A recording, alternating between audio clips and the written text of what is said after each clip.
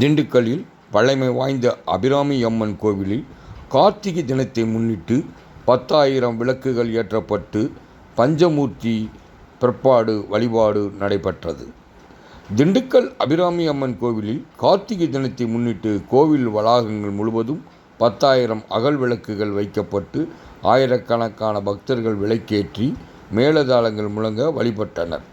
மேலும் அபிராமி அம்மன் கோவிலில் பஞ்சமூர்த்தி பிற்பாடு என்ற வழிபாட்டில் யானாம்பிகை உடனரை காளகஸ்தீஸ்வரர் அபிராமி அம்மன் மீனாட்சி அலங்காரத்திலும் பத்மகேஸ்வரர் முருகன் வள்ளி தெய்வானை விநாயகர் உள்ளிட்ட சிலைகளும் சிறப்பு அலங்காரத்தில் வைக்கப்பட்டு தீபாராதனை காமிக்கப்பட்டு பக்தர்கள் வழிபாடில் ஈடுபட்டனர்.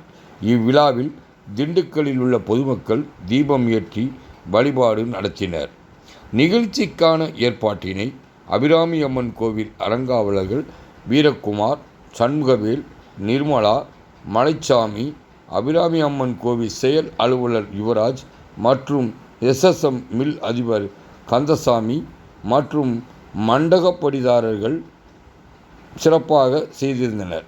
மேலும் கோவில் சார்பில் வருகை தந்த அனைத்து பக்தர்களுக்கும் அருட்பிரசாதங்கள் வழங்கப்பட்டன. சிவா சிவாய போற்றியே, நமச்சிவாய போற்றியே, பிறப்பருக்கும் ஏகனே பொறுத்தருள் அநேகனே.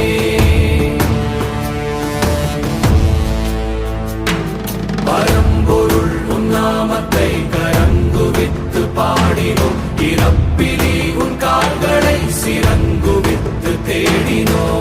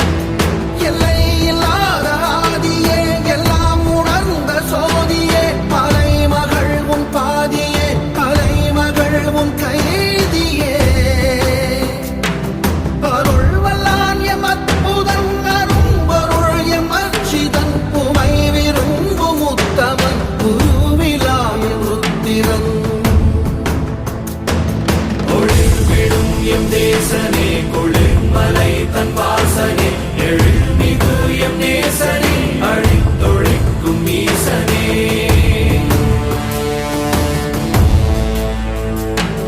நில்லாமல் ஆடும் பந்தமே, கல்லாகி நிற்கும் முந்தமே, கல்லாயங்கட்கு சொந்த